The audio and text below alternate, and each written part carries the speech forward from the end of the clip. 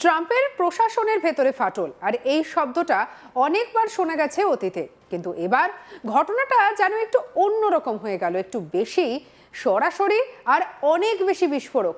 কারণ এইবার যে মানুষটি মুখ খুললেন তিনি আর পাঁচজন নন, তিনি ছিলেন আমেরিকার ন্যাশনাল কাউন্টার টেররিজম সেন্টারের ডিরেক্টর, অর্থাৎ সন্ত্রাস বিরোধী লড়াইয়ের অন্যতম প্রধান মস্তিষ্ক, সেই জো কেন্ট, যিনি নিজেই কিনা হঠাৎ করে পদত্যাগ করলেন।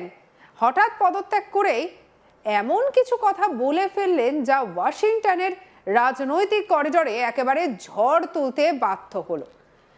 ঘটনার শুরুতে খুব সাধারণ মনে হতে পারে বিষয়টা, একজন উচ্চপদস্থ কর্মকর্তা নিজের পদ থেকে সরে দাঁড়ালেন, কিন্তু তার পদত্যাগের ভাষা, অভিযোগের তীব্রতা এবং যাদের বিরুদ্ধে তিনি সরাসরি আঙুল তুলেছেন সেটাই এই ঘটনাকে একেবারে অন্য মাত্রা দিয়েছে।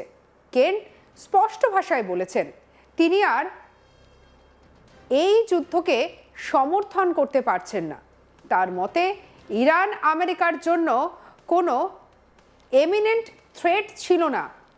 এবারে চলুন বিষয়টা কি সেটা আপনাদেরকে বলি। ইতিমধ্যেই বিষয়টাকে সামনে নিয়ে এসেছেন তিনি।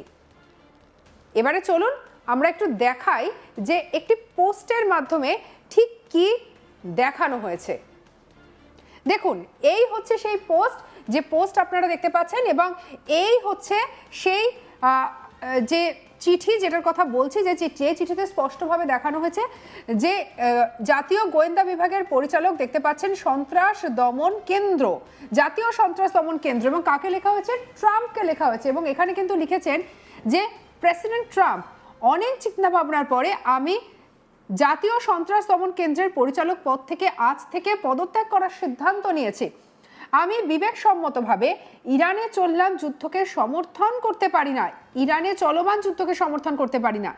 ইরান আমাদের দেশের জন্য কোনো আসন্ন হুমকি ছিল না, এবং স্পষ্ট যে ইসরায়েল ও তার শক্তি আমেরিকান লবির চাপে আমরা এই যুদ্ধ শুরু করেছি।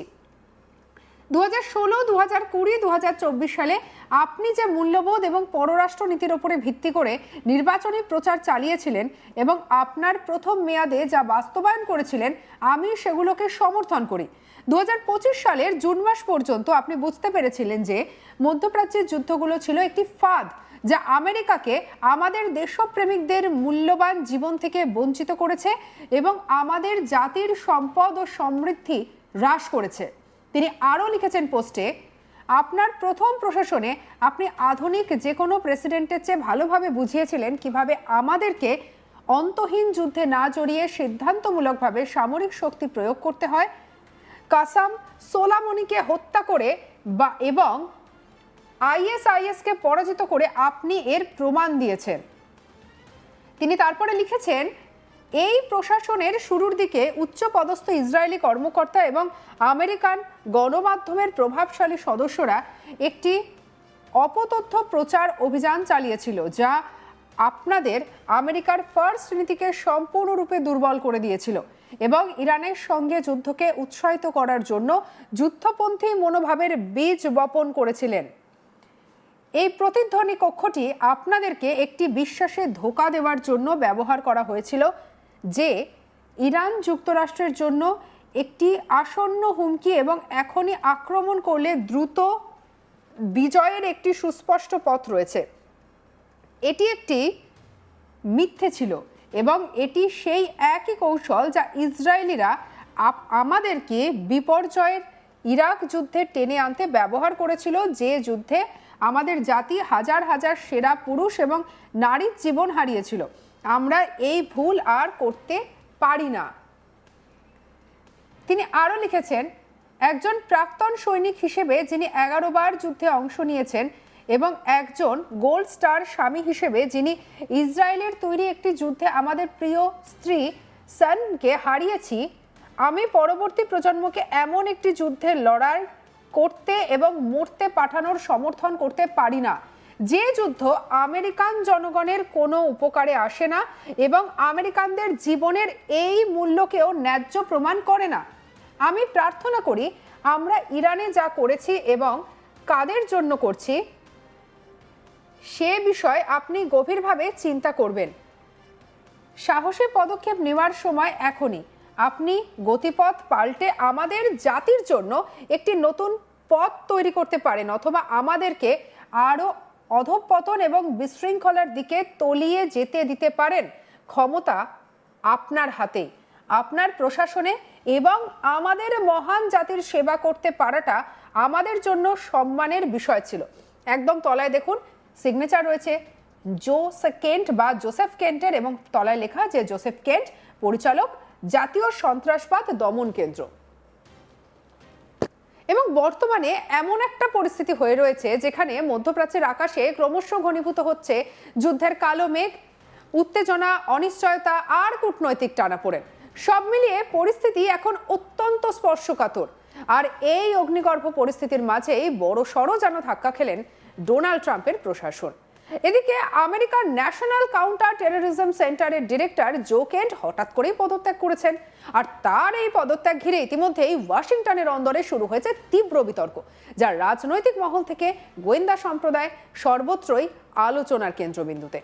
মঙ্গলবার নিজের পদত্যাগপত্রে জো কেন্ট যে ভাষায় নিজের অবস্থান স্পষ্ট করলেন তার নিঃসন্দেহে নজর কাড়া। তিনি সরাসরি জানালেন যে বর্তমান যুদ্ধ পরিস্থিতির সঙ্গে তিনি নিজের বিবেককে জড়াতে পারবেন না। তার অভিযোগ, অত্যন্ত গুরুতর আমেরিকার এই সামরিক পদক্ষেপ আদৌ দেশের স্বার্থ, জাতীয় স্বার্থ রক্ষার জন্য নয়, বরং ইসরায়েল এবং সেই দেশের প্রভাবশালী লবির চাপে পড়ে ইরানের বিরুদ্ধে এই সংঘাতের পথে এগোচ্ছে ওয়াশিংটন। শুধু পদত্যাগপত্রেই থেমে থাকেননি কেন্ট। সোশ্যাল মিডিয়াতে তিনি নিজের বক্তব্য তুলে ধরেছেন।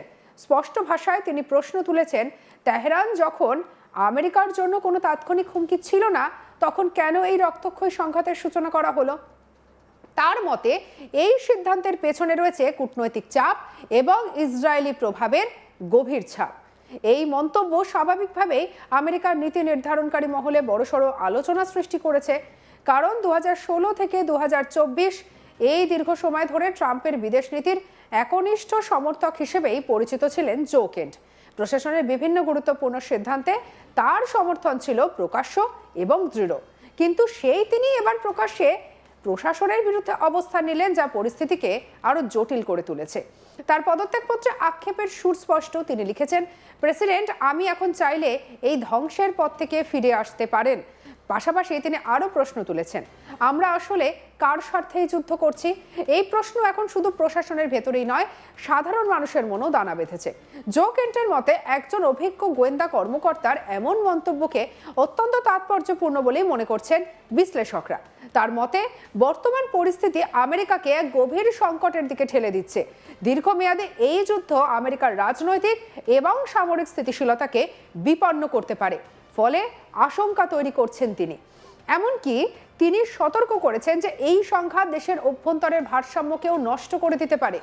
একদিকে কয়েকদিন আগেই ওভাল অফিসে প্রেসিডেন্ট ট্রাম্প নিজেই দাবি করেছেন ইরান সম্ভাব্য হামলার আগেই তিনি প্রিএম্পটিভ বা আগাম হামলার সিদ্ধান্ত নিয়েছেন।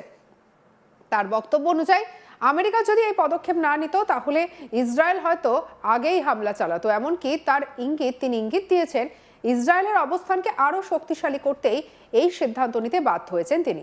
এই মন্তব্য ঘিরে আন্তর্জাতিক মহলে শুরু হয়েছে তীব্র বিতর্ক। কূটনৈতিক বিশেষজ্ঞদের একাংশ মনে করছেন এই ধরনের বক্তব্য আমেরিকার নিরপেক্ষ অবস্থানকে প্রশ্ন তুলছে। বহু দেশই এখন জানতে চাইছে যে আমেরিকা কি সত্যিই নিজের কৌশলগত স্বার্থে কাজ করছে, নাকি অন্য কোনো দেশের প্রভাবে সিদ্ধান্ত নিচ্ছে। জো কেন্টের পেশাগত অভিজ্ঞতা তার বক্তব্যকে আরো গুরুত্ব দিচ্ছে। তিনি একজন প্রাক্তন সেনা আধিকারিক, যিনি 11 বার যুদ্ধক্ষেত্রে কাজ করেছেন। পাশাপাশি তিনি সিআইএর সঙ্গেও যুক্ত ছিলেন এবং গোয়েন্দা জগতে তার দীর্ঘ অভিজ্ঞতা রয়েছে। গত বছরের জুলাই মাসে খুব অল্প ভোটের ব্যবধানে তিনি ন্যাশনাল কাউন্টার টেরোরিজম সেন্টারের প্রধান হিসেবে দায়িত্ব গ্রহণ করেন। ডানপন্থী রাজনীতির সঙ্গে তার অতীতে যোগসূত্র নিয়ে বিতর্ক থাকলেও গোয়েন্দা মহলে তার দক্ষতা নিয়ে কখনো বড়সড় কোনো প্রশ্ন ওঠেনি। ফলে তার এই হঠাৎ পদত্যাগ এবং প্রশাসনের বিরুদ্ধে সরব হওয়া দুই অত্যন্ত গুরুত্বপূর্ণ বলেই মনে করছেন বিশেষজ্ঞরা। তার মতে এটি শুধু একটি প্রশাসনিক সিদ্ধান্ত নয়, বরং আমেরিকার আভ্যন্তরীণ নীতিগত বিভাজনের প্রতিফলনও। আর এই ঘটনায় আরেকটি বিষয় স্পষ্ট হয়ে উঠছে, আমেরিকার প্রশাসনের ভেতরে ইরান সংক্রান্ত নীতিকে ঘিরে মতভেদ বাড়ছে। একদিকে প্রেসিডেন্ট ট্রাম্পের কড়া অবস্থান, অন্যদিকে জো কেন্টের মতো উচ্চপদস্থ কর্মকর্তার প্রকাশ্যে বিরোধিতা। এই দ্বন্দ্ব ভবিষ্যতে আরো বড় রাজনৈতিক সংকট ডেকে আনতে পারে।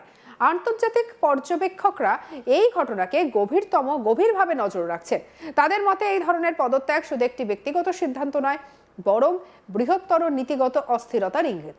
বিশেষ করে যখন মধ্যপ্রাচ্যের পরিস্থিতি এতটাই অস্থির, তখন এই ধরনের আভ্যন্তরীণ বিভাজন আমেরিকার কৌশলগত অবস্থানকে দুর্বল করে দিতে পারে। সব মিলিয়ে জো কেন্টের এই পদত্যাগ আমেরিকা ইরান সংক্রান্ত যুদ্ধনীতির যৌক্তিকতা নিয়ে নতুন করে প্রশ্ন তুলে দিয়েছে। এখন নজর থাকবে যে ট্রাম্প প্রশাসনের পরবর্তী পদক্ষেপের দিকে। তারা কি এই সমালোচনার জবাব দেবে, নাকি আগের অবস্থানেই অটল থাকবে, এখন সেটাই দেখার। একই সঙ্গে প্রশ্ন উঠছে, এই বিতর্ক ভবিষ্যতে কোন দিকে মোড় নেবে? এটা কি শুধুমাত্র একটি সামরিক রাজনৈতিক ঝড়, নাকি আমেরিকার নীতি নির্ধারণে বড় পরিবর্তনের সূচনা? তার উত্তর সময় দেবে। তবে আপাতত এটুকু স্পষ্ট যে মধ্যপ্রাচ্যের উত্তেজনার পাশাপাশি আমেরিকার অভ্যন্তরে এক নতুন অস্থিরতার সূচনা হয়েছে। সঙ্গে রাখুন আজ তাক বাংলাকে। অন্যান্য খবরের জন্য লাইক, কমেন্ট, শেয়ার করতে ভুলবেন না।